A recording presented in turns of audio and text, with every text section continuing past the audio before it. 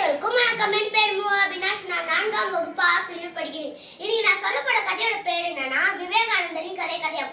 விவேகானந்தருடைய இயற்பெயர் என்னன்னு உங்களுக்கு தெரியுமா? விவேகானந்தருடைய இயற்பெயர் நரேன்.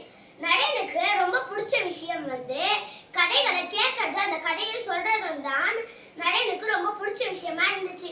அந்த கதையை அவர் யார் யார்கிட்டன்னு கத்துக்கினாருன்னா அவங்களுடைய அம்மா, பாட்டி, அதுக்கப்புறமா தெருப்பாடகர்கள் இவங்க கிட்ட இருந்து நிறைய கதைகளை தெரிஞ்சுக்கினாராம்.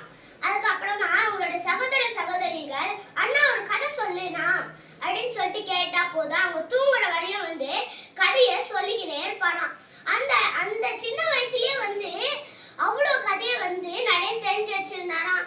அது மட்டும் இல்லாம அவங்களுடைய சகோதர சகோதரிகள் இன்னும் மகிழ்ச்சியா வச்சுக்கணும் அப்படின்றதுக்காக நரேனு கதையில வரக்கூடிய உருவப்படங்களை கையிலேயே நிழல் படமா செஞ்சு காட்டி அவங்களுடைய சகோதர சகோதரிகளை ரொம்ப மகிழ்விப்பாராம்.